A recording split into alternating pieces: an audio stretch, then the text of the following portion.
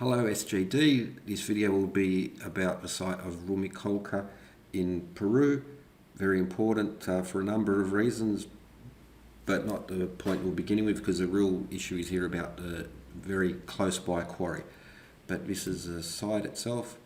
Essentially it's a big wall that divides, crosses a valley. It's like a tollway, customs point, defence site as well.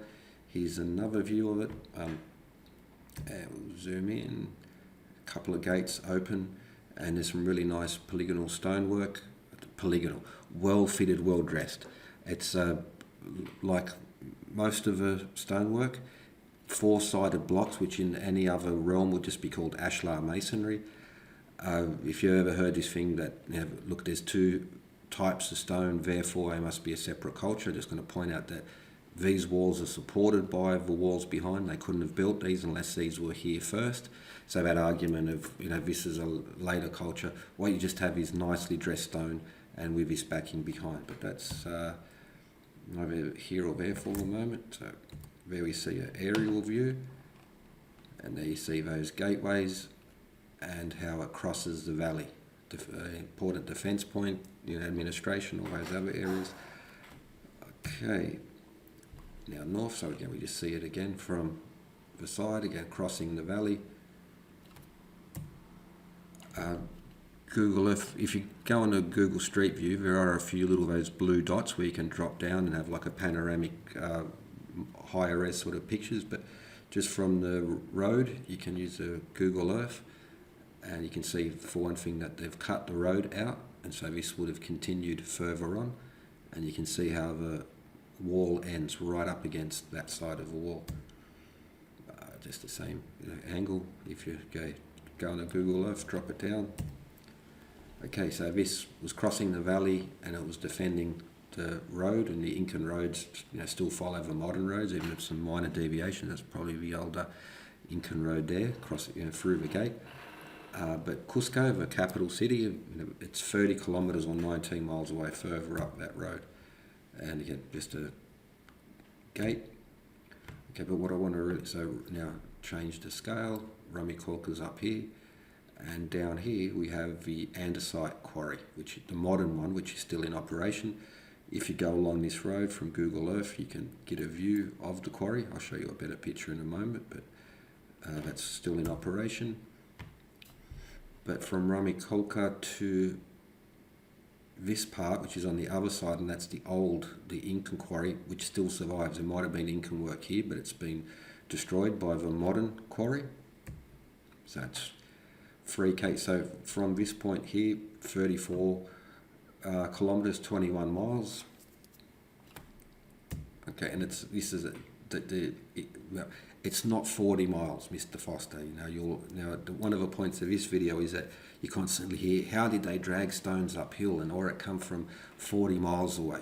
No, it come from not even 40 kilometres away. It come from 20 miles away, and I'll go into that towards the end. But let's look at the quarry first. So again, Rumicolca's up here. You can see the modern Andesite Quarry, and this portion here is the important part. There's a Quamaconcha, this circle, keep that in mind as well. Alright, north, so Rumicolca, modern quarry. Here's a picture of a modern quarry in operation. And as a general rule, there's always the rare exceptions, but basalt, when andesite's essentially a basalt, that's lava that's come up above ground and cooled very quickly, so it doesn't tend to form big blocks. Granite forms deep underground, cools very slowly, and as the limestone or sandstone or other stones above it get eroded away over time, then the granite gets exposed. But basalt, andesite, essentially lava that's cooled, granite's deep underground, and that's why you don't tend to get big blocks, because it cools very quickly above ground and creates cracks. So just like those hexagonal blocks, that's because of a rapid cooling of basalt. But you also get the different qualities. So there's a brown one, there's a nicer grey one over there. We'll come to that in a moment. So the modern quarry, the old Inca quarry, which has been called the Llama pit. that survives. Inca Quarrying and Stone Cutting, Jean-Pierre Protzen talks about it in that paper, so I'll be using that as one of the main sources. Okay, so here's his site map, and this was a hand-drawn sketch, but geez, he did good work. So I've been able to, this is how I was able to find, later on I found a paper that had coordinates, but up till then I was struggling to find it, and only by using Protzen's map, and I was able to find the roads and overlay it, and you can see maybe that road is, in more recent years, has been changed, but all these roads fit, and most of these roads he's highlighting here are the old Inca quarry roads. Yeah, all right. So now the white lines. Now, for instance, that Rumicolca, see, it almost fits perfectly on that circle. It's a good fit. Okay, white lines are the quarry roads. And we're going to focus now in on the Inca Quarry. Here's a good view of that site.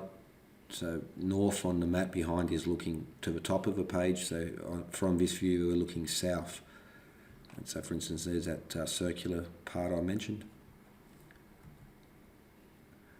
In Protzen's paper, he calls it Cuzco. We'll come to that, but there's another name for it. So if you do a search, you will find videos, and not much will turn up underneath that name, but there is another name for that, and I'll come to that in a moment. But we have the Llama pit, which is the actual quarry, or the surviving part of it. And, all right, so yellow box, we're going to zoom in on that area. There's that circle I'm talking about. But we have Cuzco or Iglesiachayoc, which is the better term if you're going to do a YouTube search on it, because there are a few videos. And I'll bring up this paper by Ives Béjar. He's all talking about the Rumicolca quarry. There are different spellings, sometimes 2Q, sometimes 2C, sometimes a Q and a C. This is from his paper showing a photo of the site, and that, so again, you can see all these building works and the roads, but the administrative centre, which was here, housing and such. You can see it in the background. There's another photo. In his paper, there's other black and white ones, but I was able to find this video on YouTube by Walter Florez and see how he uses that other name. And that's just a view of all what's surviving of that part. It was quite a little vibrant town at the time. There's some of the other better surviving building portions. And here they have these circular mounds of stone, which I saw also in one of the Sacsayhuaman quarries. So I thought that might have been. I think this is. I'll look into that more, but nicer quality bit over there. Yeah, okay. So that's that focus in. But what the important, interesting part is the Llama pit. And in that video, he does pass over it, and but I was able to isolate that part because from the photos from these other papers, you can see that pointy, jagged part coming out. And there's another, but now we can see the stones themselves. Fine dressed stones, blocks that were made and prepared. Here's another photo of that same region, so that peak is just off screen over here, but you can see again all of the stones that were being prepared. They were arranged and organised, ready to go, over hundreds of them. Protzen's paper, and this is an important part of his quarry, Alante Tambo quarry is a rockfall quarry. There's a big cliff, the rocks fell off, they just harvested those stones. Machu Picchu, the site was the quarry. Sacsayhuaman, the quarry was rock outcrops and stuff that right very close by. This quarry is a little bit different because it's more like a traditional quarry in a lot of ways. So again, Protzen's got a picture of these finished blocks, points out that so I'll come to that in a section. We also find lots and lots and lots of actual tools that were used, not just a random rock and say that's a tool, because you can see damage to the tool. We also looked at some of the lesser finished stones, are various states of completion, and you can see like this flaking method. So on, when the block comes off, they tend to have like a sharp corners. Give it a whack, and that big chunk just disappears. I've shown experiments myself doing that, and proper masons who still use that now. But lots of evidence. There's a map of all of the stones, and they tend to be clustered because they're, again, being positioned, being ready to move, and also all the tools being found. But here he points out, so here's a profile map, so like cutting it down. What they did was actually more like a traditional normal quarry that we think of now, with a pit and creating a rock face. That's what they did at Rumicolca, which separates it, makes it a rather special quarry as well. So one encounters quarrying in much the proper sense. A rock is broken off from the face or extracted from pits. The area is still worked today. Evidence of ancient exploitation has now been obliterated almost. There are small parts on this Llama pit, still well preserved. Shows hardly any evidence of modern quarrying activity. I named this the Llama pit from 2 petroglyphs of llamas. He also talks about the types of stone that are there. So there's layers of stone. So on the top there's this porous, loose size, small size material. Then as you dig down, larger rocks, but the material seems to correspond to, so first there is a stratum of still porous and loose but larger rocks, a material that seems to correspond to the one used in the small scale regular bond masonry in Cusco. So there's so-called crude work. Directly below this comes a layer of somewhat larger rocks of a light grey or brown colour. Like we saw that picture from the modern quarry, which is considerably denser and not really loose but very fractured. So just like that quarry, or as you can see from this picture here, most of the quarrying work is done for you. You just got to find the loose rock, lever it out. That allows you to get to the next one, lever it out. So they're all broken, ready to go. And then at the bottom strata features the best stone, dressed dense in large pieces and of a beautiful sparkling dark grey colour. And of course these are andesites. This is one of the important andesite quarries. Put the link in there to this paper as well, because this is where this photo comes from. These are samples from the quarry which show the different qualities and colours of the stone in there as well. I also linked this one and just this particular, and there's another piece coming, but very interesting paper because we focus in on this section down here. So here we have Rumicolca Quarry, here we have Cusco, and highlighted in these dark, in these patches, andesite outcrops. So there is andesite closer to Cusco, and keep in mind that from here to Cusco is 35 kilometres. These grey patches, including these little ones, are like not small, a little boulder sticking out of a hill somewhere. These are significant, what do you call them, intrusions, of the basalt coming up. And along the way, how many smaller ones are there in Cusco? How many little sort of mounds and stuff did peek out? How many smaller ones have been exploited down the ground level, and then the farming soil goes back on top of them? But even if none of that is the case, we still have closer quarries to Rumicolca as well. So from there, Rumicolca to Cusco, 34k, 21 miles, not 40 miles. And there are closer sites for andesite as well. A lot of the so-called andesite, so if you've seen this, but like Hidden Inca Tours, Brian Foster, and just that circle, it's andesite. Andesite is 8 on the Mohs scale. No, it isn't. Andesite is, and even then, Mohs scale is not really important. I've covered that in other videos. Mohs scale has got to do about what can scratch what. Andesite is quite low, and for instance, sandstone, the most crumbly sandstone you can find, which you can crumble in your fingers, still has a Mohs scale higher than andesite. It's got nothing to do with working the stone unless you're cutting it or polishing it or scratching it. But when it comes to chisels or anything, if you hear them talk about Mohs scale and using chisel, nah, come on. Anyway, back to that photo. So the megaliths that they always use, everything is megalithic.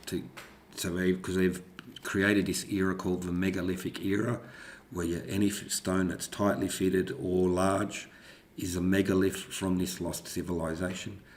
But so even this Rumicolca quarry, which corresponds to the size of the stones in well, just across the Inca world. There are here and there larger stones, true megaliths. For the most part, they are minolithic. These types of size of stones just wouldn't be out of place anywhere in the world where they've done stonework. And in some cases, including in the walls in places such as Cusco, Machu Picchu, Ollantaytambo, a lot of the stones is not even minolithic, it's teeny tiny lithic, but it's just incorporated into this megalithic stuff. Back at that quarry, lots of ramps and roads, just like in Ollantaytambo. So where these, including unfinished megaliths in Ollantaytambo, they have these crude Inca walls. So the Inca couldn't do it, but the people who did move the stones built ramps like this because they couldn't build in megalithic. And it doesn't make sense. So they'll say, oh, look, nice work on top of above lower quality work, but they don't show you, and I'll cover that more, all the examples of lower quality work beneath the higher quality work. But again, these road and ramp systems, just like the Roman road network, Inca road network was awesome. They were really good at it, and they did it really well, and occasionally they did finely dressed stone as well. But okay, so the Llama pit here, see the road network leading back up to Cusco. All right, now let's look at that. So in the red pins is the elevations. Llama pit 3120, 3170 to 3200 back at Rumicolca. So over that 3 kilometres, it raises 80 metres, which is an average rise of 1.5 degrees, which is flat ground in any normal description. Then from there, it's downhill into the valley here, so where this river leads off, and it goes from 3,200 to 3,080 metres. Which is downhill 2.5 degrees. So even nicely going downhill now. Now we have the last section, the last leg, which is from that point, 3,080 metres, up into Coricancha, which is at the centre of Cusco City. So here's Cusco City, but up where these yellow pins are is the old part of the city.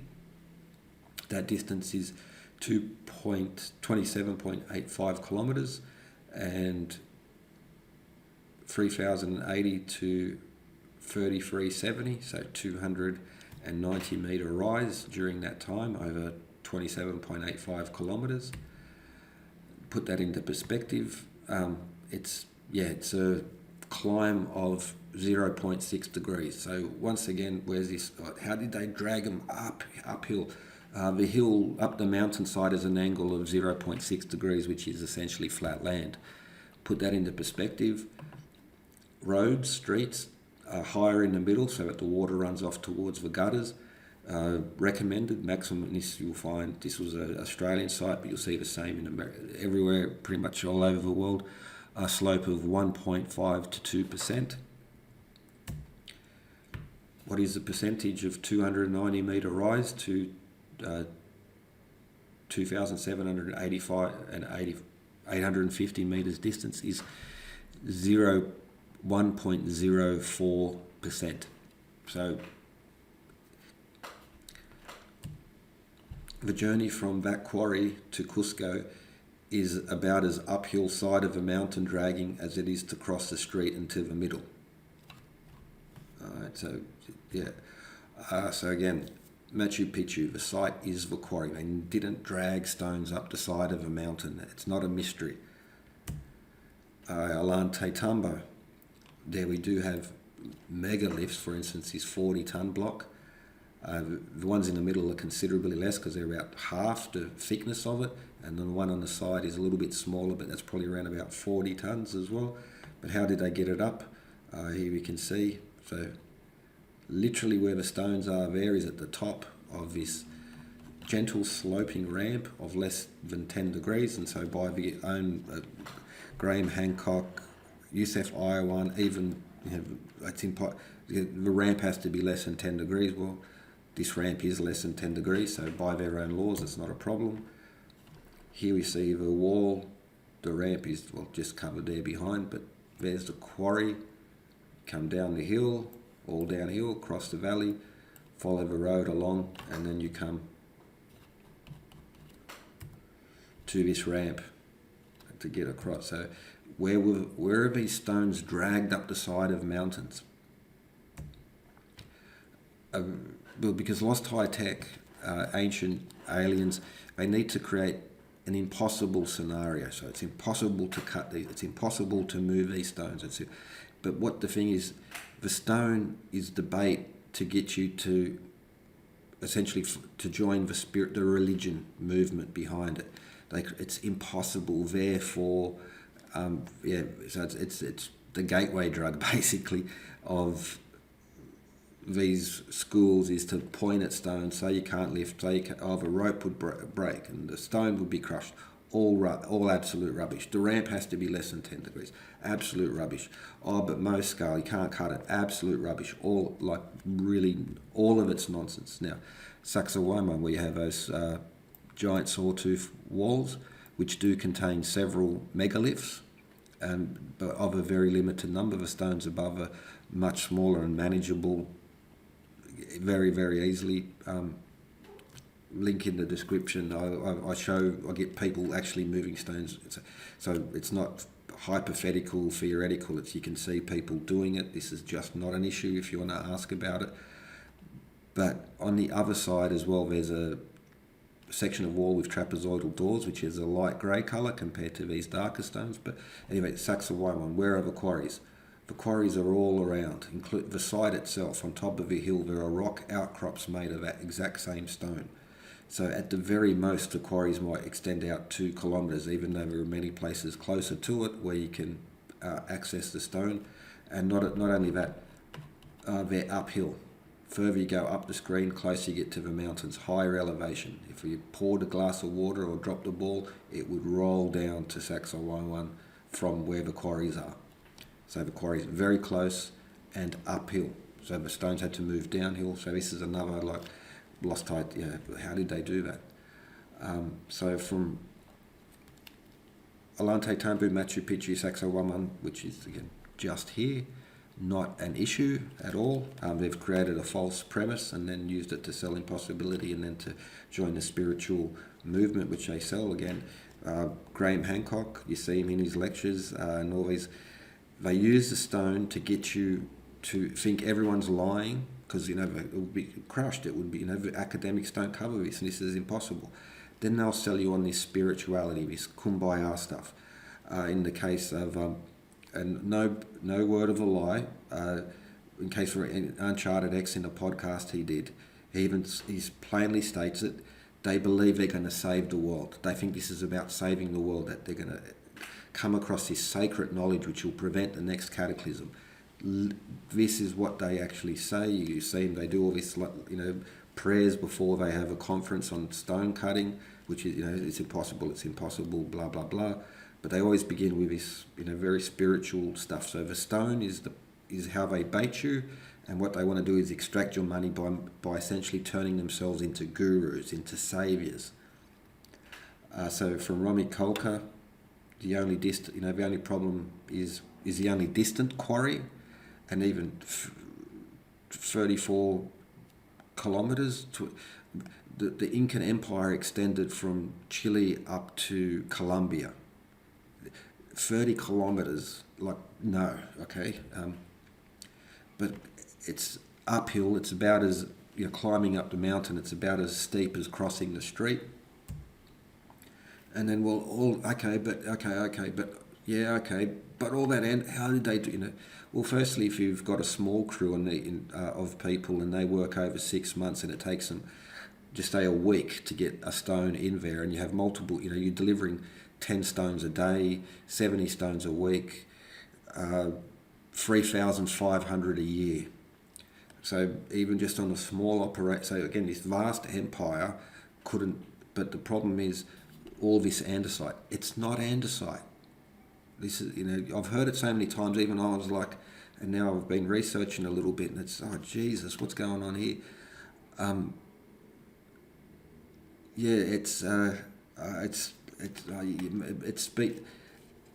it's okay. Let's just keep it. So these andesite walls, which have a Mohs hardness of diamond, and they're just impossible. Well, I'll link this paper as well. They did so where did all that andesite come from? Rumicolca? No, because there are other andesite sites in the area as well. But of all those andesite stone walls, andesite, the red, the light red, the grey, the dark red, dark andesite, limestone, all of those together don't add up to the diorite, especially the green diorite. And where does the green? And so this famous piece is not impossible andesite, which is just it's weaker and has less Mohs than these other stones. But what is it? This is actually green diorite, and so are most of those walls in Cusco. And so, for instance, Cancha, and so just in this region, in the old centre, like Cusco City is now expanded, but how far away is the green diorite quarry? Well, it's this. Here's one, and there are a few other parts where the diorite has been exposed and can be quarried very easily, and it's 1 mile or 1.6 kilometres, and it's downhill. So again, how did they lift them? They drag them up the mountain? They didn't. They brought them downhill, mate. So I'm quite sure that these people know this. I was able to find it really quickly and really easy, multiple sources, and yeah, they've set this up. I really believe. I can't believe it. They're too clever to be that dumb and lazy. Is my opinion on that, and I'll have more to come, but. When you do a basic fact check of sort of these Hancock, Brian Foster, Uncharted X and all this sort of group, you realise you can't get everything wrong all the time without being deliberate about it. And the fact is that even when they're presented with the proper information, contrary information, they still sell the old bogusness, because if they take one backward step, their business model collapses. They're after a lifestyle, they're after your cash, and they use the stone as a bait to get you into, they think they are saviours. No joke, they think, it slips out occasionally, occasionally by accident they make a gaffe and tell the truth and go off script, and when they go off script, they're always screwed. And they tell you the truth, and they reveal that they've never looked into any of the things they claim to have looked at. Oh, the academics didn't cover this, and it's, oh, well, here's the actual paper. I've got to run out and jump out the window. If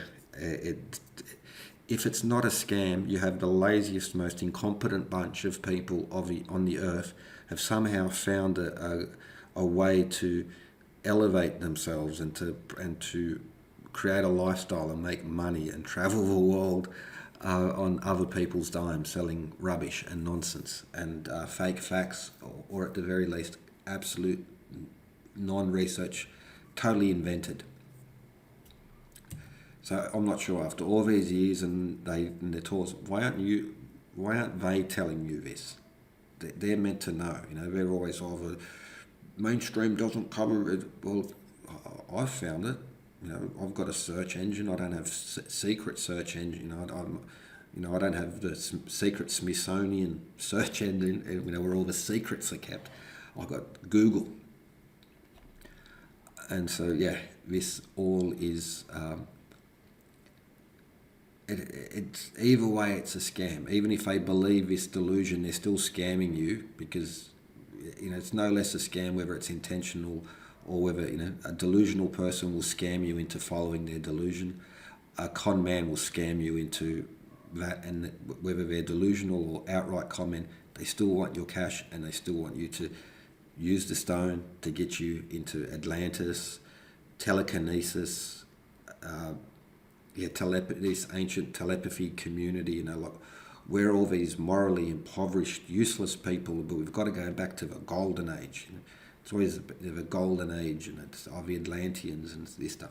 This is how they operate. This is what they do, and they don't have the nerve, if are even 5% as confident of what they claim to be about, but that's why they won't challenge those who challenge them, because, well, they get exposed in 5 minutes, and point by point by point it would be utterly destroyed.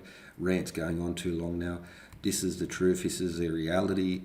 These facts you can check for yourself. I invite you to fact check and try and, if I've made a mistake, I'll correct it.